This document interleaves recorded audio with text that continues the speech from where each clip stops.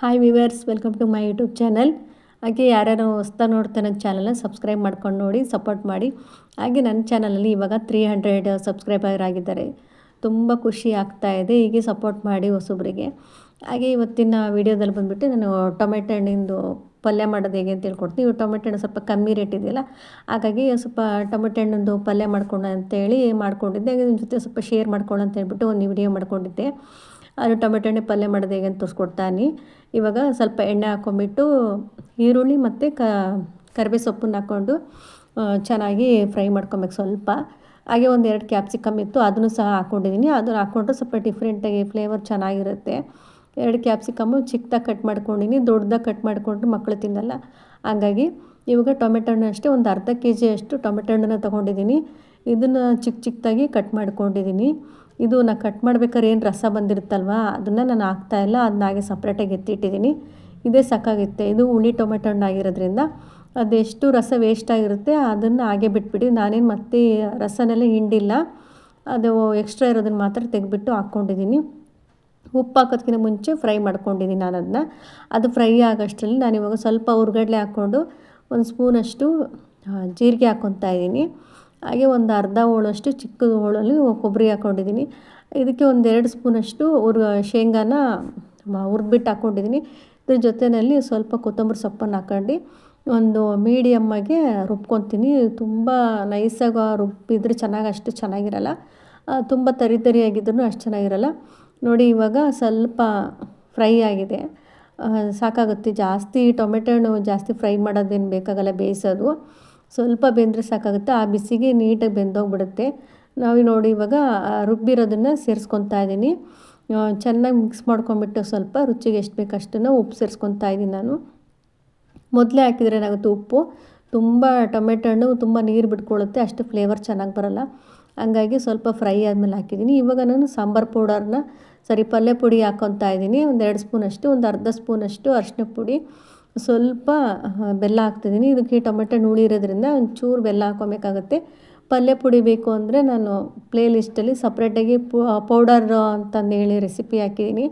ಅಲ್ಲೋದ್ರೆ ಪೌಡರ್ಗಳು ನಾನು ಏನೇನು ಮಾಡಿದ್ದೀನಿ ಅಂತ ಅದ್ರ ಪೌಡರ್ಲಿದೆ, ಪಲ್ಯ ಪುಡಿ ಮಾಡ್ಕೊಬೋದು, ತುಂಬಾ ಚೆನ್ನಾಗಿರುತ್ತೆ. ನೋಡಿ ಒಂದು 2 ನಿಮಿಷ ಚೆನ್ನಾಗಿ ಫ್ರೈ ಮಾಡಾದಮೇಲೆ ಲಾಸ್ಟಲ್ಲಿ ಸ್ವಲ್ಪ ಅರ್ಧ ಸ್ಪೂನಷ್ಟು ಗರಂ ಮಸಾಲ, ಆಮೇಲೆ ಸ್ವಲ್ಪ ಕೊತ್ತಂಬರಿ ಸೊಪ್ಪನ್ನು ಹಾಕ್ಕೊಂಡು ಮಿಕ್ಸ್ ಮಾಡಿಬಿಟ್ರೆ ಒಳ್ಳೆ ಪಲ್ಯ ಮಾತ್ರ ಟೊಮೆಟೊ ಹಣ್ಣಿನ ಪಲ್ಯ ರೆಡಿಯಾಗುತ್ತೆ. ತುಂಬ ಚೆನ್ನಾಗಿರುತ್ತೆ. ಯಾರ್ಯಾರು ಒಂದ್ಸರಿ ಟ್ರೈ ಮಾಡಿಲ್ಲ ಮಾಡಿ, ಮತ್ತು ಪದೇ ಮಾಡ್ಕೊತಾರೆ, ಅಷ್ಟು ಚೆನ್ನಾಗಿರ್ತಿದ್ವಿ. ಮಕ್ಕಳಿಗೂ ಕೂಡ ಅಷ್ಟೇ ಇಷ್ಟ ಆಗುತ್ತೆ. ಚೂರು ಬೆಲ್ಲ ಹಾಕಿರೋದ್ರಿಂದ ಇದಕ್ಕೆ ಬೇಕಾದ್ರೆ ನಾವು ಸ್ವಲ್ಪ ಕುರ್ಷಣಿ ಪುಡಿನ ಮೇಲ್ಗಡೆ ಸೇರಿಸ್ಕೊಬೋದು, ಅದು ಸಹ ಚೆನ್ನಾಗಿರುತ್ತೆ. ನೋಡಲು ಎಷ್ಟು ಚೆನ್ನಾಗಿದೆ, ನೋಡೋಕ್ಕೇ ನೋಡಿದರೆ ಮತ್ತೆ ತಿನ್ನಬೇಕು ಅನಿಸ್ತದೆ, ಅಷ್ಟು ಚೆನ್ನಾಗಿ ಬಂದಿತ್ತು. ಈ ಕ್ಯಾಪ್ಸಿಕಮ್ ಇಲ್ಲ ಅಂದರೂ ಪರವಾಗಿಲ್ಲ, ಟೊಮೆಟೊ ಹಣ್ಣಲ್ಲೇ ಮಾಡ್ಕೊಂಬಿಡಿ. ಸ್ವಲ್ಪ ಈರುಳ್ಳಿ ಜಾಸ್ತಿ ಹಾಕ್ಕೊಬೇಕಾಗುತ್ತೆ. ಇವಾಗ ಸಂಜೆ ಮಕ್ಕಳು ಬಂದರು. ಅದು ಬಂದರೆ ಏನಿಲ್ಲ, ಲಂಚ್ ಬಾಕ್ಸ್ ಎಲ್ಲ ಹಾಗೆ ಬಿಟ್ಬಿಡ್ತಾರೆ. ನನಗೆ ಸಖತ್ತು ಕೆಲಸ ಕೊಡ್ತಾರೆ. ಇವ್ರುಗಳಲ್ಲಿ ಕೆಲಸ ಮಾಡೋದೇ ಆಗೋಗ್ಬಿಡುತ್ತೆ ನನಗೆ ಸಂಜೆ ಬಂದರೆ. ಅದಕ್ಕೆ ನಾನು ಹೇಳ್ತಾ ಇದ್ದೆ, ಬಾಕ್ಸ್ಗಳೆಲ್ಲ ಎತ್ತಿಡ್ರಪ್ಪ, ಊಟದ ಬಾಕ್ಸ್ ತಂದುಬಿಟ್ಟು ಅಂತ ಹೇಳ್ತಾ ಇದ್ದೆ. ಇವಾಗಲೇ ನಾನು ಅಭ್ಯಾಸ ಮಾಡಬೇಕು ಅಂತಂದೇಳಿ. ಎಷ್ಟು ಹೇಳಿದ್ರು ಕೇಳಲ್ಲ. ಒಂದೊಂದು ಟೈಮ್ ಹೇಳ್ತಾ ಇರ್ತೀನಿ, ಒಂದೊಂದು ಟೈಮ್ ಕೆಲಸ ಮಾಡ್ತಾರೆ, ಒಂದೊಂದು ಟೈಮ್ ಮಾಡೋದೇ ಇಲ್ಲ. ನಾನಿಲ್ಲಿ ಹುಳ್ಳಿಕಟ್ಟು ಸಾಂಬಾರು ಮಾಡಬೇಕಾದ್ರೆ ಹುಳ್ಳಿಕಟ್ಟು ಒಂದು ಬೇಳೆ ತಕ್ಕಂಡು ಸಪ್ರೇಟ್ ಸ್ವಲ್ಪ ತೆಗೆದಿಟ್ಕೊಂಡಿದ್ದೆ. ಅದಕ್ಕೆ ನಾನಿವಾಗ ಸ್ವಲ್ಪ ಎಷ್ಟು ಬೇಕಷ್ಟು ಹುಳ್ಳಿಕಾಳು ಹಾಕ್ಕೊಂಡಿದ್ದೀನಿ, ಹಸಿ ಕೊಬ್ಬರಿ ತುರಿ ಹಾಕ್ಕೊಂಡಿದ್ದೀನಿ. ಜೊತೆಗೆ ಒಂದು ಅರ್ಧ ಸ್ಪೂನಷ್ಟು ತುಪ್ಪ ಹಾಕ್ಕೊಂಡು ಸ್ವಲ್ಪ ಹಾಲು ಹಾಕ್ಕೊಂಡು ಒಂದು ಸರಿ ಗ್ರೈಂಡ್ ಮಾಡ್ತೀನಿ. ತುಂಬ ನೈಸಾಗಲ್ಲ, ಆನ್ ಆಫ್ ಮಾಡ್ಕೊಂಬಿಟ್ರೆ ತುಂಬಾ ಚೆನ್ನಾಗಿರುತ್ತೆ. ನನಗಂತೂ ಇದು ಫೇವ್ರೇಟ್. ಇದು ಡೈಲಿ ಕೊಟ್ಟರು ತಿಂತೀನಿ. ಸ್ವೀಟ್ ಅಂದರೆ ಇಷ್ಟ ಆಗಲ್ಲ, ಆದರೆ ಈ ಥರದ್ದು ಹುಳ್ಳಿಕಾಳು ಅಂದರೆ ನನಗೆ ತುಂಬಾ ಇಷ್ಟ. ನನ್ನ ದೊಡ್ಡ ಮಗನಿಗೆ ನನಗೂ ತುಂಬ ಇಷ್ಟ. ಚಿಕ್ಕವನಂತೂ ಒಂಚೂರು ಬಾಯಲ್ಲಿ ಇಡಲ್ಲ, ಸ್ವಲ್ಪ ಟೇಸ್ಟ್ ನೋಡೋ ಅಂದ್ರೂ ನೋಡಲ್ಲ, ನನಗೆ ಬೇಡ ಅಂತ ಹೇಳ್ತಾನೆ. ದೊಡ್ಡವನು ಮಾತ್ರ ನನ್ನ ಥರ ಎಷ್ಟು ಕೊಟ್ಟರು ತಿಂತಾನೆ. ಹುಳ್ಳಿಕಾಳಿನ ಮಾತ್ರ, ಬೇರೆ ಸ್ವೀಟೆಲ್ಲ ಅಷ್ಟೊಂದು ಇಷ್ಟಪಡಲ್ಲ, ಇದನ್ನು ಮಾತ್ರ ತಿಂತಾನೆ. ತುಂಬ ಚೆನ್ನಾಗಿ ಬಂದಿತ್ತು. ಇದೆಲ್ಲ ಏನು ಕಾಯಲ್ಲಿ ಮಾಡಬೇಕು, ಬೆಲ್ಲ ಕುದಿಸ್ಬೇಕು ಅಂತೆಲ್ಲ ಏನಿಲ್ಲ, ಹಾಗೆ ಹಸಿದು ಮಾಡಿಕೊಂಡ್ರೆ ತುಂಬ ಚೆನ್ನಾಗಿರುತ್ತೆ. ಒಂದು ಸರಿ ಮಾಡಿ ನೋಡಿ. ಹಾಗೆ ಇಲ್ಲಿ ಟಿ ವಿನಲ್ಲೆಲ್ಲ ನ್ಯೂಸಲ್ಲಿ ಬರ್ತಾಯಿತ್ತು, ತುಂಬ ನೋಡಿದ್ರೇ ಭಯ ಆಗಿಬಿಡ್ತಾಯಿತ್ತು. ಮಕ್ಕಳೆಲ್ಲ ಮೊಬೈಲ್ ಹಿಡ್ಕೊಂಡು ಗೇಮೆಲ್ಲ ಆಟ ಆಡಿ 3 ಜನ ಒಂದೇ ಕುಟುಂಬದವರು ಮಕ್ಕಳು 3 ಜನನೂ ಮೇಲ್ಗಡೆಯಿಂದ ಬಿದ್ದುಬಿಟ್ಟು 4ನೇ ಫ್ಲೋರಿಂದ ಸತ್ತೋರ್ನ ನ್ಯೂಸಲ್ಲೆಲ್ಲ ತೋರಿಸ್ತಾಯಿದ್ರು. ನನಗಂತೂ ಸಿಕ್ಕಾಪಟ್ಟೆ ಭಯ ಆಗಿಬಿಟ್ಟಿತ್ತು ನೋಡಿ. ನನ್ನ ಮಗ ಮೊಬೈಲೆಲ್ಲ ಕೇಳ್ತಾ ಇರ್ತಿರ್ತಾನೆ ಊಟ ಮಾಡ್ಬೇಕಾರೆ ಅವಾಗೆಲ್ಲ. ಅದಕ್ಕೆ ಅವ್ರಿಗೆ ನ್ಯೂಸ್ ತೋರಿಸ್ಬಿಟ್ಟು ಹೇಳ್ತಾ ಇದ್ದೆ, ನೋಡು ಈ ಥರ ಗೇಮಲ್ಲೆಲ್ಲ ಕಳ್ಳರಿದ್ದಾರೆ ಹಾಗೆ ಹೀಗೆ ಅವರೆಲ್ಲನೂ ಸರ್ಚ್ ಮಾಡ್ತಿರ್ತಾರೆ, ಮೊಬೈಲ್ ಮುಟ್ಬಾರ್ದು ಅಂತೆಲ್ಲ ನಾನು ಈ ಥರ ಅವ್ನಿಗೆ ಹೇಳಿ ಎದುರಿಸ್ತಾ ಇದ್ದೆ. ಏಕೆಂದರೆ ಏನು ಹೇಳಿದ್ರು ಕೇಳಲ್ಲ, ಸುಳ್ಳು ಹೇಳ್ತಿದೀಯ ಅಂತ ಹೇಳ್ತಾನೆ. ಹಾಗಾಗಿ ನಾನು ಹೇಳಿದೆ, ಇಲ್ಲ ಅವರೆಲ್ಲ ಕಂಪ್ಯೂಟರ್ ಥರ ನೋಡ್ತಾ ಇರ್ತಾರೆ, ನೀವು ಯಾರ್ಯಾರು ಮಕ್ಳು ಗೇಮ್ ನೋಡ್ತಿದ್ದಾರೆ ಅಂತೆಲ್ಲ ಸರ್ಚ್ ಮಾಡಿ ಅವರಿಗೆ ಬ್ರೈನೆಲ್ಲ ವಾಶ್ ಮಾಡಿಬಿಡ್ತಾರೆ ಹಾಗೆ ಹೀಗೆ ಅಂತೆಲ್ಲ ಹೇಳಿದೆ. ಹೌದಾ ಅಂತೆಲ್ಲ ಕೇಳ್ತಾಯಿದ್ದು. ಈ ಥರ ನೆನೆಸ್ಕೊಂಡ್ಬಿಟ್ರೆ ಭಯ ಆಗುತ್ತೆ. ಇವಾಗಿನ ಮಕ್ಕಳೆಲ್ಲ ಯಾವ ಥರ ಅಂತಲೂ ಹೇಳೋಕ್ಕಾಗಲ್ಲ. ಹಾಗಾಗಿ ನಾನು ಮೊಬೈಲ್ನ ಕೊಡ್ತಾ ಇಲ್ಲ ಇವಾಗ ಇತ್ತೀಚೆಗೆ. ಅದೇನಂದರೆ ನಾವಿವಾಗ ಮೊಬೈಲ್ ಬಿಡ್ರಿ ಅಂದರೆ ನಾವೇ ದೊಡ್ಡವರೇ ಬಿಡೋಕ್ಕಾಗಲ್ಲ. ಒಂದು ಕೆಲಸ ಮಾಡೋದು, ಬರೋದು, ಮೊಬೈಲ್ ಓಪನ್ ಮಾಡೋದು, ನೋಡೋದು ಮಾಡ್ತಾಯಿರ್ತೀವಿ. ನಮಗೆ ಅದು ಆಗಲೇ ಅದು ಮೈಂಡಲ್ಲಿ ಒಂಥರ ಮೊಬೈಲ್ ಇಲ್ಲದೇ ಇರೋಕ್ಕಾಗಲ್ಲ ಅಂತ ಅಂದ್ಕೊಂಡ್ಬಿಟ್ಟಿರ್ತೀವಿ ನಾವು. ಅದೇ ಥರ ಮಕ್ಕಳು ಕೂಡ ಆಗಿಬಿಡ್ತಾರೆ. ಇವಾಗಲೇ ಸ್ವಲ್ಪ ಕಂಟ್ರೋಲ್ ಮಾಡಬೇಕಾಗುತ್ತೆ. ಹಾಗಾಗಿ ನಾನು ಯಾವುದೇ ಗೇಮ್ದೆಲ್ಲ ಏನು ಕೊಡಲ್ಲ, ಲಾಕೆಲ್ಲ ಮಾಡಿ ಇಟ್ಕೊಂಡ್ಬಿಡ್ತೀನಿ. ಲಾಕು ತೋರಿಸ್ಕೊಡಲ್ಲ ನಾನು ಅವರಿಗೆ. ಇವಾಗ ಚಿಕ್ಕ ಮಗನಿಗೆ ಹೋಮ್ವರ್ಕ್ ಇತ್ತು ಸ್ವಲ್ಪ, ಅದನ್ನೆಲ್ಲ ಕ್ವಶನೆಲ್ಲ ಹಾಕ್ಕೊಡ್ತಾಯಿದ್ದೆ. ಕ್ವಶನ್ ಹಾಕ್ಕೊಟ್ಬಿಟ್ಟು ಬರಿ ಅಂತ ಹೇಳ್ತಾಯಿದ್ದೆ. ಚಿಕ್ಕದೆಲ್ಲ ಸ್ವಲ್ಪ ಕ್ವಶನ್ ಇದ್ದರೆ ಅವನೇ ಕ್ವಶನು ಆನ್ಸರ್ ಬರ್ಕೊಂಡ್ಬಿಡ್ತಾನೆ. ಸ್ವಲ್ಪ ಜಾಸ್ತಿ ಇರೋದ್ರಿಂದ ಟೆಸ್ಟ್ ಬೇರೆ ನಡೀತಾ ಇದೆ ಅವನಿಗೆ. ಹಾಗಾಗಿ ನಾನೇ ಸ್ವಲ್ಪ ಕ್ವಶನೆಲ್ಲ ಹಾಕಿ ಆನ್ಸರಿಗೆ ಗ್ಯಾಪ್ ಇಟ್ಬಿಟ್ಟು ಅವ್ನ ಕೈಲಿ ಕೊಟ್ಬಿಡ್ತೀನಿ, ಅವ್ನು ಬರಿತಾನೆ. ಹಾಗಾಗಿ ಅದನ್ನು ಸ್ವಲ್ಪ ಬರ್ಕೊತಾನೆ. ಅಡುಗೆ ಮನೆಯಲ್ಲಿ ಕೆಲಸ ಮಾಡ್ಕೊತಾ ಇದ್ದೆ. ಇವಾಗ ಟೈಮ್ ಬಂದುಬಿಟ್ಟು ತುಂಬಾ ಲೇಟಾಗಿ ಹೋಯ್ತು. ರೂಮಲ್ಲೇ ಓದ್ಕೊತ ಕೂತ್ಕೊಬೇಕು. ಇಲ್ಲಿ ಬಂದರೆ ಟಿ ವಿ ಸೌಂಡಿಗೆಲ್ಲ ಅಷ್ಟೊಂದು ಓದ್ಕೊಡಲ್ಲ. ಏನು ಮಾಡೋದು, ಇವತ್ತು ಟೈಮ್ ಆಗಿಬಿಡ್ತಲ್ಲ ಅಂತ ಹೇಳ್ಬಿಟ್ಟು ಅಡುಗೆ ಮನೆಗೆ ಕರ್ಕೊಂಬಂದು ಟೇಬಲ್ ಹತ್ರ ಕೂರಿಸ್ಕೊಂಡು ಅವನಿಗೆ ಬರೆಸ್ತಾ ಇದ್ದೆ. ಹಾಗೆ ಅವನಿಗೆ ಕ್ವಶನ್ ಬರ್ಕೊಂಡು ಓದಿಸ್ಕೊತ ಹಾಗೆ ಅಡುಗೆ ಮಾಡ್ಕೊತ ನಾನಿವತ್ತು ಹುಳಿ ಕಟ್ಟಿತ್ತಲ್ಲ ಅದಕ್ಕೆ ಸ್ವಲ್ಪ ಮುದ್ದೆ ಮಾಡ್ಕೊಂಬಿಟ್ಟಿದ್ದೆ. ಚೆನ್ನಾಗಿರುತ್ತೆ ಸಾಂಬಾರು ಅಂತಂದು ಹೇಳ್ಬಿಟ್ಟು. ಇದು ನೆಕ್ಸ್ಟು ದಿನದ್ದು ಮುದ್ದೆ ಮಾಡ್ಕೊಂಡಿದ್ದು ಕುದ್ದಿ ಚೆನ್ನಾಗಾಯಿತು. ಸ್ವಲ್ಪ ಬೆಲ್ಲ ಸೇರಿಸ್ಕೊಂಡಿದ್ದೆ ಅದಕ್ಕೆ. ಅದು ಸೈಡ್ಸಿಗೆ ಅಂತ ಹೇಳ್ಬಿಟ್ಟು ಹಪ್ಪಳ ಸುಡ್ಕೊತಾ ಇದ್ದೆ. ಇದು ನನ್ನ ತಂಗಿ ಮಾಡ್ಕೊಂಬಂದಿದ್ದು ಹಪ್ಪಳನ ಸ್ವಲ್ಪ ಕೊಟ್ಟಿದ್ಲು, ಅದು ಆಗಿತ್ತು, ಮಿಕ್ಕಿತ್ತು, ಖಾಲಿನೇ ಆಗಿರಲಿಲ್ಲ. ಈ ಸರಿ ಸ್ವಲ್ಪ ಏನೇನಿದೆ ಚಕ್ಲಿ ಹಪ್ಪಳ ಎಲ್ಲ ಅಂತ ನೋಡೋ ಅಂತ ತೆಗೆದೆ. ಇವಾಗ ಬಿಸಿಲಿದೆಲ್ಲ ಮಾಡೋಣ ಅಂತ ಹೇಳ್ಬಿಟ್ಟು. ಹಂಗಾಗಿ ಸ್ವಲ್ಪ ಹಪ್ಪಳನೂ ಸಿಕ್ತು. ಹಾಗಾಗಿ ಇದು ಖಾಲಿ ಮಾಡಿಬಿಟ್ರೆ ಆಗುತ್ತೆ ಅಂತಂದು ಹೇಳ್ಬಿಟ್ಟು ಅದು ಸೈಡ್ಸಿಗೆ ಹಪ್ಪಳ ಚೆನ್ನಾಗಿರುತ್ತೆ ಹುಳಿಕಟ್ಟು ಸಾಂಬಾರಿಗೆ ಅಂತ ಹೇಳ್ಬಿಟ್ಟು ರಾತ್ರಿ ಮುದ್ದೆ ಜೊತೆಗೆ ಹಪ್ಪಳ ನೆಂಚ್ಕೊಂಡು ಊಟ ಮಾಡಿದ್ವಿ. ಇದು ನೋಡಿ ಹೂವು ಎಷ್ಟೊಂದು ಬಿಟ್ಟಿದೆ. ನಾನು ಫುಲ್ಲು ಬೋಡೋ ಥರ ಕಟ್ ಮಾಡಿಟ್ಬಿದ್ದೆ. ಯಾವ ಥರ ಅಂದರೆ ನಾನು ಕಡ್ಡಿನೂ ಬಿಟ್ಟಿಲ್ಲ, ಯಾಕೆಂದರೆ ಅದು ಎಲೆ ಎಲ್ಲ ಫುಲ್ಲು ವೈಟ್ಗೆ ಹುಳ ಥರ ಆಗಿಬಿಟ್ಟಿತ್ತು. ಹುಳ ಅಂದರೆ ಹುಳ ಆಗಿರಲಿಲ್ಲ, ಎಲೆ ಎಲ್ಲ ಒಂಥರ ಫುಲ್ಲು ಯೆಲ್ಲೋ ಕಲರು ಮತ್ತು ವೈಟ್ ಚುಕ್ಕಿ ಥರ ಆಗಿಬಿಟ್ಟಿತ್ತು. ಅದು ನೋಡೋಕ್ಕಾಗ್ದೇ ನಾನೇನು ಮಾಡಿದೆ, ಫುಲ್ಲು ಅತ್ತ ಕಟ್ ಮಾಡಿಬಿಟ್ಟಿದ್ದೆ. ಸ್ವಲ್ಪ ಉದ್ದುದ ಕಡ್ಡಿ ಬಿಟ್ಟು ಒಂದು ಎಲೆ ಕೂಡ ಇರಲಿಲ್ಲ. ಶಾರ್ಟಲ್ಲಿ ಹಾಕಿದ್ದೀನಿ, ನೋಡ್ಬೋದು. ಅದೇ ನಾನು ಫುಲ್ ಬೋಡ ಇದ್ದ ತೆಕ್ಕೊಂಡಿದ್ದು ಫೋಟೋ ಮಿಸ್ ಆಗಿಬಿಟ್ಟಿದೆ. ವೀಡಿಯೋ ಸ್ವಲ್ಪ ಚಿಗುರಿದ ಮೇಲೆ ನಾನು ತೆಕ್ಕೊಂಡಿರೋದು ಹಾಕಿದ್ದೀನಿ. ನೋಡಿದ್ರೆ ಏನಂತಿದ್ರೆ ನಾನು ಅಷ್ಟು ಬೋಡ ಮಾಡಿದ್ದೆ. ನೋಡಿ ಎಷ್ಟು ಚೆನ್ನಾಗಿ ಚಿಗುರಿ ಇಷ್ಟು ಹೂವು ಸಿಕ್ಕಿದೆ ನನಗೆ. ಎಷ್ಟು ಖುಷಿ ಅಂದರೆ ನೋಡಿ, ಈಚೆ ಸೈಡ್ ಇದೆ ಫ್ರೆಶ್ ಆಗಿದೆಲ್ಲ, ಅಷ್ಟು ಹೂವು ಸಿಕ್ಕಿರೋದು ಈ ಕಡೆದು. ಅದೆಲ್ಲ ಒಂದು 3-4 ದಿನದ್ದು ಹೂವೆಲ್ಲ ಸ್ಟಾಕ್ ಇಟ್ಬಿಟ್ಟಿದ್ದೀನಿ. ಒಂದು ಕೆಳಗಡೆ ಒಂದು ಪ್ಲಾಸ್ಟಿಕ್ ಡಬ್ಬಿಗೆ ಪೇಪರ್ ಹಾಕಿ ಹೂವೆಲ್ಲ ತೆಗೆದು ಇಟ್ಕೊಂಡ್ರೆ ಇಷ್ಟೊಂದು ಸ್ಟಾಕ್ ಆಗಿದೆ. ಘಮ ಅಂತ ಇತ್ತು ಹೂವು, ಅಷ್ಟೊಂದು ಸಿಕ್ಕಿತ್ತು. ಈ ವಾರಕ್ಕೊಂದು 4-5 ದಿನಕ್ಕೆ ಸೇರಿಸಿದ್ರೆ ಇಷ್ಟು ಹೂವು ಆಗುತ್ತೆ. ಫೋಟೋಗೆಲ್ಲ ಚೆನ್ನಾಗಾಗುತ್ತೆ ಕಟ್ಟೋಕ್ಕೆ, ಮುಡಿಸೋದಕ್ಕೆ ಫೋಟೋಗೆ. ನಾನಿಲ್ಲಿ ಶಾರ್ಟಿಗೆ ವೀಡಿಯೋ ಮಾಡೋಣ ಅಂತ ಹೇಳ್ಬಿಟ್ಟು ತರಕಾರಿನೆಲ್ಲ ಹಾಕಿ ವೀಡಿಯೋ ಮಾಡ್ತಾಯಿದ್ದೆ. ಟೈಮ್ ಆಗಿದೆ ಅಂತ ಅಂದ್ಕೊಂಡ್ಬಿಟ್ಟು ವೀಡಿಯೋ ಮಾಡೋದು ಮರ್ತೋಗ್ಬಿಟ್ಟಿದೆ. ಬೇಗ ಫಾಸ್ಟಾಗಿ ಮಾಡ್ಕೊತಾ ಇದ್ದೀನಿ. ಆಮೇಲೆ ಸಾಂಬಾರಿಗೆಲ್ಲ ಖಾರ ಎಲ್ಲ ಮಸಾಲೆ ಎಲ್ಲ ಹಾಕಿದ್ಮೇಲೆ ನೆನ್ಪು ಮಾಡ್ಕೊತಾ ಇದ್ದೀನಿ. ಅಯ್ಯೋ, ನಾನು ವೀಡಿಯೋಗೆಲ್ಲ ಮಾಡಿದ್ನಲ್ವ ಅಂದರೆ ಒಂದೊಂದು ಸರಿ ವೀಡಿಯೋ ಮಾಡಲೆಲ್ಲ ಬೇಗ ಮರ್ತೋಗ್ಬಿಡುತ್ತೆ ವೀಡಿಯೋ ಮಾಡ್ತಿರೋದು. ಅಯ್ಯೋ ವೀಡಿಯೋದಿದೆಯಲ್ಲ ಅಂತಂದೆ, ಇನ್ನೇನು ಮಾಡೋಕ್ಕಾಗಲ್ಲ. ಆಗಲೇ ಸಾಂಬಾರು ಆಗೋಯ್ತು, ಮಾಡೋಕ್ಕಾಗಲಿಲ್ಲ. ಇಲ್ಲಿ ಬಂದುಬಿಟ್ಟು ಟೊಮೆಟೊ ಹಣ್ಣು ಈರುಳ್ಳಿ ಟೊಮೆಟೊ ಹಣ್ಣು ಹೆಚ್ಕೊತಾ ಇದ್ದೆ. ಇಲ್ಲಿ ಶಾವಿಗೆ ಉಪ್ಪಿಟ್ಟು ಮಾಡೋಣ ಅಂತಂದು ನಾನು ಬೆಳಿಗ್ಗೆ ಬಂದುಬಿಟ್ಟು ಉಪ್ಪಿಟ್ಟು ಮಾಡೋಣ, ರವೆ ಉಪ್ಪಿಟ್ಟು ಅಂತ ಎತ್ಕೊಂಡೆ. ನೋಡಿದ್ರೆ ನಮ್ಮ ಮಗನೂ ಊಟಕ್ಕೆ ತೊಗೊಂಡೋಗೋದಿರಲಿಲ್ಲ. ಚಿಕ್ಕವನಿಗೂ ಅಷ್ಟೇ ಸ್ವಲ್ಪ ಮೊಸರನ್ನ ಇಟ್ಟರಾಯ್ತು ಅಂತ ಹೇಳ್ಬಿಟ್ಟು ದೊಡ್ಡವನೇನು ಊಟಕ್ಕೆ ತೊಗೊಂಡೋಗೋದಿರಲಿಲ್ಲ. ಹಾಗಾಗಿ ನಾನು ಸ್ವಲ್ಪ ರವೆ ಉಪ್ಪಿಟ್ಟು ಕ್ಯಾನ್ಸಲ್ ಆಗಿ ಶಾವಿಗೆ ಉಪ್ಪಿಟ್ಟಿಗೆ ಬಂತು. ಹಾಗಾಗಿ ಸ್ವಲ್ಪ ಶಾವಿಗೆ ಉಪ್ಪಿಟ್ಟು ಮಾಡ್ಕೊಂಬಿಡೋಣ ಅಂತ ಹೇಳ್ಬಿಟ್ಟು ಮಾಡ್ಕೊತಾ ಇದ್ದೆ. ಹಾಗೆ ಪಕ್ಕದಲ್ಲಿ ಟೀ ಕೂಡ ಮಾಡೋಕ್ಕೆ ರೆಡಿ ಮಾಡ್ತಾಯಿದ್ದೆ. ಬೆಳಗ್ಗೆ ಎಷ್ಟು ಕೆಲಸ ಇರ್ತಂದ್ರೆ ಒಂದೊಂದು ಸರಿ ಟೀ ಕುಡಿಯೋಕ್ಕೂ ಟೈಮ್ ಆಗೋಲ್ಲ. ಆ ಟೀ ಲೋಟಕ್ಕೆ ಹಾಕ್ಕೊಂಡ್ರು ಸಮಾಧಾನದಾಗ ಒಂದು 5 ನಿಮಿಷ ಟೀ ಕುಡಿಯೋಕ್ಕೂ ಟೈಮ್ ಇರೋಲ್ಲ, ಅಷ್ಟೊಂದು ಲೇಟಾಗಿಬಿಡುತ್ತೆ. ಆದರೆ ಬೇರೆ ಚಳಿ ಬೇರೆ, ಬೇಗ ಎದ್ದೇಳೋಕ್ಕಾಗಲ್ಲ, ಏನಿಲ್ಲ. ನಾನು ಬೆಳಗ್ಗೆ ಟೈಮಲ್ಲಿ ಯೋಗ ಮಾಡ್ತಿದ್ನಲ್ಲ, ಕ್ಯಾನ್ಸಲ್ ಮಾಡ್ಕೊಂಬಿಟ್ಟಿದ್ದೀನಿ. ಅದು ಮಾಡಿಬಿಟ್ಟು ಸಂಜೆ ಟೈಮಲ್ಲಿ ಮಕ್ಕಳಿಗೆ ಓದಿಸ್ಕೊಡ್ತಾ ಇರ್ತೀನಲ್ಲ, ಆ ಟೈಮಲ್ಲಿ ಒಂದು ಅರ್ಧ ಗಂಟೆ ಮಾಡ್ತೀನಿ. ಇಲ್ಲಾಂದರೆ ಸಖತ್ ಬೆನ್ನೋ ಬರ್ತೈತೆ. ಹಂಗಾಗಿ ಲೇಟಾಗಿ ಎದ್ದೇಳ್ತಾಯಿದ್ದೀನಿ. ತುಂಬ ಚಳಿ ಇದೆ. ಇಷ್ಟೊತ್ತಿಗಾಗಲೇ ಕಡಿಮೆ ಆಗಬೇಕಿತ್ತು ಚಳಿ ಅನ್ನೋದು, ಸ್ವಲ್ಪನೂ ಕಡಿಮೆ ಆಗಿಲ್ಲ, ಅಷ್ಟು ಚಳಿ ಇದೆ. ಕೆಲವರಿಗೆ ಸೆಕೆ ಅನಿಸುತ್ತೆ ಏನೋ ಗೊತ್ತಿಲ್ಲ, ನಮಗಂತೂ ಸಿಕ್ಕಾಬಟ್ಟೆ ಚಳಿ. ಹಂಗಾಗಿ ಒಂದು 6:30ಗೆ ಎದ್ದೇಳ್ತಾ ಇದ್ದೀನಿ. 6:30 ಇಲ್ಲ 6 ಗಂಟೆಗೆ ಆಗಿಬಿಡುತ್ತೆ. ಅಷ್ಟೊತ್ತಿಗೆ ಎದ್ದರೆ ಗೊತ್ತಲ್ಲ ಹೊರಗಡೆದು ಕ್ಲೀನ್ ಮಾಡ್ಕೊಳ್ಳೋದಕ್ಕೆ ನನಗೆ ಅರ್ಧ ಗಂಟೆ ಬೇಕಾಗುತ್ತೆ.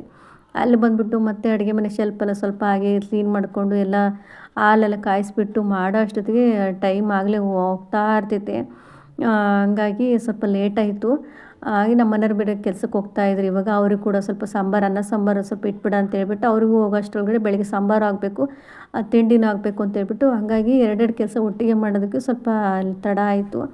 ನಾನು ಕ್ಯಾರೆಟು, ಬೀನ್ಸು ಮತ್ತು ಹೀರೆಕಾಯಿ ಹಾಕ್ಬಿಟ್ಟು ಸಾಂಬಾರು ಮಾಡಿದ್ದೆ. ಇಲ್ಲಿ ನೋಡ್ಬೋದು ಶಾವಿಗೆ ಉಪ್ಪಿಟ್ಟು ಮಾಡ್ತಾಯಿದ್ದೀನಿ.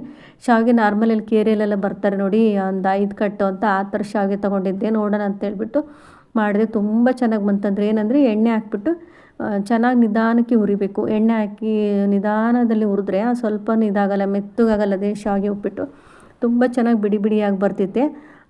ಪಾಯಸ ಕೂಡ ಅಷ್ಟೇ ತುಂಬ ಚೆನ್ನಾಗಿ ಬರುತ್ತೆ. ಏನೇ ಪಾಯಸ ಮಾಡಲಿ ಅಥವಾ ಉಪ್ಪಿಟ್ಟು ಮಾಡಲಿ ಸ್ವಲ್ಪ ಮೀಡಿಯಮ್ಮಲ್ಲಿ ಹಿಡ್ಕೊಂಬಿಟ್ಟು ತುಪ್ಪ ಅಥವಾ ಎಣ್ಣೆ ಹಾಕ್ಬಿಟ್ಟು ನಿಧಾನಕ್ಕೆ 2 ಸ್ಪೂನ್ ಈ ಕಡೆ ಹಿಡ್ಕೊಂಬಿಟ್ಟು ಹುರಿಬೇಕು.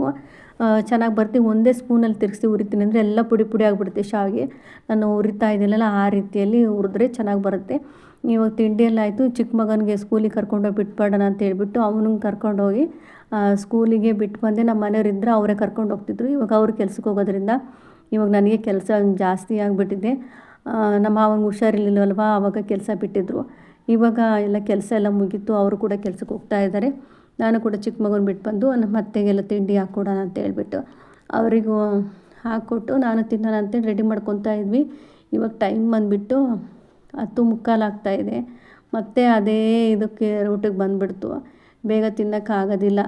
ಆವಾಗ ಒಂಚೂರು ಒಂದು 10:15ಗೆ 10 ಕಾಲಿಗೆ ತಿಂತಾಯಿದ್ವಿ ನಮ್ಮ ಮನೆಯವರು ಮಗನ ಕರ್ಕೊಂಡು ಹೋಗ್ಬೇಕಾದ್ರೆ. ಇವಾಗೆಲ್ಲ ಏನಾಗಿದೆ, ನಾನು ಕರ್ಕೊಂಡೋಗಿ ಬರಬೇಕಲ್ಲ, 10:45 11 ಗಂಟೆ ಆಗಿಬಿಡ್ತಾಯಿದೆ. ಮೊದಲಿನ ಥರನೇ ಆಗ್ತಾಯಿದೆ, 11 ಗಂಟೆ ಥರ. ಇವಾಗ ಪುಳಿಯೋಗರೆ ಮಾಡ್ಕೊಳ್ಳೋಣ ಅಂತ ಹೇಳ್ಬಿಟ್ಟು ರೆಡಿ ಮಾಡ್ಕೊತಾ ಇದ್ದೆ. ಇದು ರೆಸಿಪಿ ಬಂದುಬಿಟ್ಟು ಪುಳಿಯೋಗರೆದನ್ನು ಸಪ್ರೇಟಾಗಿ ಹಾಕ್ತೀನಿ. ಯಾಕೆಂದರೆ ಕೆಲವರು ಕೇಳ್ತಾರೆ ಪುಳಿಯೋಗರೆ ಯಾವ ರೀತಿ ಮಾಡ್ತೀರಾ ಅಂತಂದು. ಹಾಗಾಗಿ ನಾನು ಇದು ಲಾಂಗ್ ವಿಡಿಯೋದಲ್ಲಿ ಹಾಕಿದರೆ ಗೊತ್ತಾಗಲ್ಲ, ಹುಡುಕ್ಬೇಕಾಗುತ್ತೆ ನೀವು. ಸಪ್ರೇಟಾಗಿ ರೆಸಿಪಿ ಇದು ವೀಡಿಯೋದಲ್ಲಿ ಹಾಕ್ತೀನಿ, ಬೇಗ ಸಿಕ್ಬಿಡುತ್ತೆ. ಅದನ್ನು ನೆಕ್ಸ್ಟು ಅಪ್ಲೋಡ್ ಮಾಡ್ತೀನಿ. ಇವಾಗ ಪುಡಿ ಎಲ್ಲ ಹುರ್ಕೊತ ಕೂತ್ಕೊಂಡ್ರೆ ಸುಮಾರು ಟೈಮ್ ಆಗುತ್ತೆ. ಪುಳಿಯೋಗರೆ ಗೊಜ್ಜು ಮಾಡೋದು ಯಾರಿಗೆ ಹೆಂಗೋ ಗೊತ್ತಿಲ್ಲ, ನನಗೆ ಮಾತ್ರ 1 ಅವರ್ 3/4 ಅವರ್ದು ಬೇಕೇ ಬೇಕು. ಪುಡಿ ಮಾಡಿಕೊಂಡು ಗೊಜ್ಜಿಗೆಲ್ಲ ರೆಡಿ ಮಾಡಿಕೊಂಡು ಎಲ್ಲ ಮಾಡೋ ಅಷ್ಟರಲ್ಲಿ 1 3/4 ಅವರ್ ಬೇಕಾಗುತ್ತೆ. ಈ ಅಂಗಡಿ ಪೌಡರ್ ತಂದ್ರೇ ಸ್ವಲ್ಪ ಬೇಗ ಆಗುತ್ತೆ ಅನಿಸುತ್ತೆ. ನನಗೆ ಲೇಟ್ ಆಗಿಬಿಡುತ್ತೆ. ಹಂಗಾಗಿ ಆಮೇಲೆಲ್ಲ ಪುಡಿಗಳೆಲ್ಲ ಮಾಡಾದ್ಮೇಲೆ ಮಾಡೋಕ್ಕೋದ್ರೆ, ಕೆಲಸ ಮಾಡ್ಕೊಳಕ್ಕೋದ್ರೆ ಬೇಜಾರಾಗ್ಬಿಡ್ತೈತೆ, ಮಾಡೋಕ್ಕೆ ಮೂಡ್ ಬರೋಲ್ಲ. ರೆಸ್ಟ್ ತೊಗೊಂಡ್ರೆ ಸಾಕಪ್ಪ ಅನಿಸ್ಬಿಡುತ್ತೆ. ಹಂಗಾಗಿ ಮೊದಲೇ ಎಲ್ಲ ಫುಲ್ ಕ್ಲೀನ್ ಮಾಡಿಕೊಂಡು ಪಾತ್ರೆಗಳೆಲ್ಲ ತೊಳೆದಿಡ್ಕೊಳ್ಳೋಣ ಅಂತ ಹೇಳ್ಬಿಟ್ಟು ರೆಡಿ ಮಾಡಿಕೊಂಡು ನಮ್ಮ ಅತ್ತೆ ಕೈಲಿ ಹಾಕ್ಸ್ಕೊತಾ ಇದ್ದೆ. ನಾನು ಮಾಡ್ತೀನಿ ಅಂದರೆ ಸುಮ್ಮನೆ ಆರಾಮಾಗಿದ್ರಲ್ಲ ಅವರು, ಜೋಡಿಸ್ಕೊಡ್ತಾರೆ. ಅವ್ರ ಕೈಲಿ ಹುರಿಯೋಕ್ಕಾಗಲ್ಲ, ನಾನೇ ಹುರಿತೀನಿ. ನಿಂತ್ಕೊಳ್ಳೋಕ್ಕೆಲ್ಲ ಅಷ್ಟೊತ್ತೆಲ್ಲ ಅವ್ರಿಗೆ ಆಗಲ್ಲ. ಹಂಗಾಗಿ ಸ್ವಲ್ಪ ಕುತ್ಕೊಂಡ್ಬಿಟ್ಟು ಜೋಡಿಸ್ಕೊಡ್ರಿಂದ ನಾನೆಲ್ಲ ಸಾಮಾನುಗಳೆಲ್ಲ ಎತ್ಕೊಡ್ತಾಯಿದ್ದೆ. ಅವರು ಎಲ್ಲ ಜೋಡಿಸ್ಕೊಡ್ತಾಯಿದ್ರು. ಚೆನ್ನಾಗಿ ಮಾಡ್ತಾರೆ ಅವ್ರು. ಪುಡಿಗಳೆಲ್ಲ ಮಾಡ್ತಾರೆ. ನಾನು ಅವ್ರ ಹತ್ರ ತೋರಿಸ್ಕೊಂಡು ಅವ್ರೇನು ಕೊಟ್ಟಿರ್ತಾರಲ್ಲ ಅದನ್ನು ನಾನೊಂದು ಅಳತೆ ಮಾಡಿ ಒಂದು ಬುಕ್ಕಲ್ಲಿ ಬರೆದಿಟ್ಕೊಂಡಿದ್ದೀನಿ. ನಾನು ಏನಾದ್ರು ಪುಡಿ ಮಾಡಬೇಕಾದ್ರೆ ಆ ಬುಕ್ಕನ್ನು ತೊಗೊಂಡು ಬಂದು ನೋಡಿಕೊಂಡು ನಾನು ಮಾಡ್ತೀನಿ. ಸೇಮ್ ನಮ್ಮ ಅತ್ತೆ ಮಾಡೋ ಥರನೇ ಬರುತ್ತೆ, ಚೆನ್ನಾಗಿರ್ತೈತೆ. ಗೊಜ್ಜೆಲ್ಲ ಆಯಿತು. ಅದೇ ಸಪ್ರೇಟಲ್ಲಿ ವೀಡಿಯೋದಲ್ಲಿ ಶೇರ್ ಮಾಡ್ತೀನಿ. ಮತ್ತು 2 ಕಡೆನೂ ಹಾಕೋದು ಬೇಡ ಅಂದ್ಕೊಂಡು ಒಂದೇ ಸೈಡಲ್ಲಿ ಹಾಕ್ತಾಯಿದ್ದೀನಿ ವೀಡಿಯೋನ. ತುಂಬ ಚೆನ್ನಾಗಿ ಬಂದಿತ್ತು ರೆಸಿಪಿ. ನೆಕ್ಸ್ಟ್ ಅಪ್ಲೋಡ್ ಮಾಡ್ತೀನಿ ಅಂತ ಹೇಳಿದ್ನಲ್ಲ, ಯಾವ ರೀತಿಯಲ್ಲಿ ಹೇಳಿದ್ದೀನಿ ಅದೇ ರೀತಿಯಲ್ಲಿ ಮಾಡ್ಕೊಳ್ಳಿ, ತುಂಬ ಚೆನ್ನಾಗಿ ಬರುತ್ತೆ. ಇದು ಮಧ್ಯಾಹ್ನ ಆಗಲೇ ನನ್ನ ಮಗ ಇವತ್ತು ಶಾರದಾ ಪೂಜೆ ಅಂತ ಹೇಳ್ಬಿಟ್ಟು ಸ್ಕೂಲಲ್ಲಿ ರಜೆ ಇದೆ ಅಂತ ಮಧ್ಯಾಹ್ನನೇ ಬಂದುಬಿಟ್ಟ. ಅಲ್ಲಿ ಸ್ಕೂಲಲ್ಲಿ ಊಟ ಕೊಟ್ಟಿದ್ರಂತ ಅವನಿಗೆ. ಊಟ ಮಾಡ್ಕೊಂಡು ಬಂದುಬಿಟ್ಟಿದ್ದೆ ಆಲ್ರೆಡಿ ಸ್ಕೂಲಲ್ಲಿ. ನಾನೇನು ಮಾಡಿದೆ, ಟೇಸ್ಟ್ ಮಾಡಪ್ಪ ಅಂದರೆ ಬೇಡ ಅಂತ ಹೇಳ್ತಾಯಿದ್ದೆ. ಅದಕ್ಕೆ ನಾನು ಟೇಸ್ಟ್ ಮಾಡು ಅಂತ ಹೇಳ್ಬಿಟ್ಟು ನಾನೇ ಸ್ಪೂನಿಂದ ತೊಗೊಂಡು ಅವನಿಗೆ ತಿನ್ನಿಸ್ತಾ ಇದ್ದೆ. ಚೆನ್ನಾಗಿದೆ ಅಂತ ಹೇಳಿ ತಿನ್ಕೊಂಡು ಹೋದ. ನೋಡಿ ಅಷ್ಟೆಲ್ಲ ಆವಾಗಲೇ ಕ್ಲೀನ್ ಮಾಡಿಕೊಂಡ್ರು. ಮತ್ತು ಇಷ್ಟು ಎಲ್ಲ ಗಲೀಜಾಗಿಬಿಟ್ಟಿದೆ. ಹಾಗೆ ನಾವು ಹಿಂದೆ ಒಂದು ವೀಡಿಯೋ ಮಾಡ್ತೀವಿ, ಅಡುಗೆ ವೀಡಿಯೋ ಅಂದರೆ ಅಷ್ಟೊಂದು ಜನ ನೋಡಲ್ಲ, ಲೈಕ್ ಮಾಡಲ್ಲ. ಅದರಿಂದ ಎಷ್ಟು ಶ್ರಮ ಇರ್ತೈತಿ. ಈಗ ಎಲ್ಲ ಆಗಿರ್ತೈತೆ. ನಾವು ಅದನ್ನೆಲ್ಲ ತೋರಿಸಲ್ಲ, ಬರೀ ಸ್ಟವ್ ಮತ್ತು ಪಾತ್ರೆ ಮಾತ್ರ ತೋರಿಸ್ತಾ ಇರ್ತೀವಿ. ಅದಾದರೂ ಸ್ವಲ್ಪ ಪರವಾಗಿಲ್ಲ, ಅಡ್ಡಿ ಇಲ್ಲ ಅಡುಗೆದಾದರೂ. ಈ ಲಾಂಗ್ ವೀಡಿಯೋ ಮಾಡೋದಲ್ಲೇದು ಹಾಕಬೇಕು ಅಂದರೆ ಎಲ್ಲ ಕ್ಲೀನ್ ಇರಬೇಕು, ತುಂಬ ಕ್ಲೀನ್ ಇರಬೇಕು ಅಂತಲ್ಲ, ಒಂದು ಮೀಡಿಯಮ್ ಆಗಾದರೂ ನಾರ್ಮಲಾಗಿ ಕ್ಲೀನ್ ಇರಬೇಕು. ಇಲ್ಲಾಂದರೆ ಇದೇನಿಲ್ಲ, ಎಷ್ಟೊಂದು ಗಲೀಜು ಮಾಡ್ಕೊಂಡಿದ್ದಾರೆ ಅನ್ನೋ ಥರ ಆಗ್ಬಿಡ್ತೈತೆ. ಎಲ್ಲ ಅಷ್ಟೊಂದು ಹೊತ್ತು ಹಿಡ್ಕೊಂಡಿರಬೇಕು, ಸುಮ್ಮನೆ ವೀಡಿಯೋ ಮಾಡೋದೆಲ್ಲ ಅಲ್ಲ. ಏನೋ ಒಂದು ವೀಡಿಯೋ ಮಾಡಿ ಹಾಕ್ಬಿಡ್ತಾರೆ ಇವರು ಅಂತ ಅನ್ನೋದೇ. ಅಷ್ಟು ವೀಡಿಯೋನ ಮಾಡೋದಕ್ಕೆ ಎಷ್ಟು ಕಷ್ಟ ಆಗುತ್ತೆ. ಸ್ಟ್ಯಾಂಡ್ ಹಿಡ್ಕೊಂಡು ಅದನ್ನು ಯಾವ ಕಡೆ ಆ್ಯಂಗಲಲ್ಲಿ ಇಡಬೇಕು ಅಂತ ನೋಡ್ಕೊಬೇಕು, ಮತ್ತು ಕಟ್ ಮಾಡಬೇಕು, ಮತ್ತು ಇನ್ನೊಂದು ಕಡೆ ಚೇಂಜ್ ಮಾಡಿ ಇಡಬೇಕು. ಆ ಥರ ಅಡುಗೆ ಮಾಡ್ಬೇಕಾರಂತೂ ವ್ಲಾಗ್ ಮಾಡಬೇಕಂತೂ ತುಂಬಾ ಕಷ್ಟ ಆಗುತ್ತೆ. ಇಬ್ಬರು ಮಕ್ಳನ್ನ ಹಿಡ್ಕೊಂಡು ಓದಿಸ್ಬೇಕು, ಮನೇಲಿ ಕೆಲಸ ಇರ್ತೈತಿ, ಎಲ್ಲರೂ ಮನೇಲಿ ಇದ್ದಿದ್ದೇ ಕೆಲಸ. ನಾವು ಒಂದು ಯೂಟ್ಯೂಬ್ ಮಾಡ್ತಾ ಇದ್ದೀವಿ ಅಂದರೆ ಅದನ್ನೆಲ್ಲ ಹೇಳ್ಕೊಡೋದಲ್ಲ, ನಮ್ಮದು ಇಷ್ಟ, ಅದು ನಾವು ಮಾಡಲೇಬೇಕು ಅದನ್ನು. ಆದರೆ ಹೇಳೋದು ಜನರಲ್ಲಾಗಿ ಎಷ್ಟು ಕಷ್ಟ ಇರ್ತೈತೆ ನಾವು ಮಾಡೋದೆಲ್ಲ, ವೀಡಿಯೋ ಅದು ಅಪ್ಲೋಡ್ ಮಾಡೋದೆಲ್ಲ. ಹಾಗೆ ನನ್ನ ಮಗ ಪೆನ್ ಮೇಲೆ ಒಂದೊಂದು ಲೆಟರ್ ಬರೆದ್ಬಿಟ್ಟು ಯಾವ ಲೆಟರ್ ಅಂತ ಗೆಸ್ ಮಾಡಬೇಕು ಅಂತೇಳಿ ಗೇಮ್ ಆಡ್ತಾ ಇದ್ದ. ಹಾಗೆ ಇವತ್ತಿನ ವೀಡಿಯೋ ಇಷ್ಟ ಇದ್ರೆ ಪ್ಲೀಸ್ ಲೈಕ್ ಮಾಡಿ, ಹೊಸ್ದಾಗಿ ನೋಡ್ತಾರೆ ಸಬ್ಸ್ಕ್ರೈಬ್ ಮಾಡ್ಕೊಂಡು ನೋಡಿ, ಸಪೋರ್ಟ್ ಮಾಡಿ. Thank you for watching.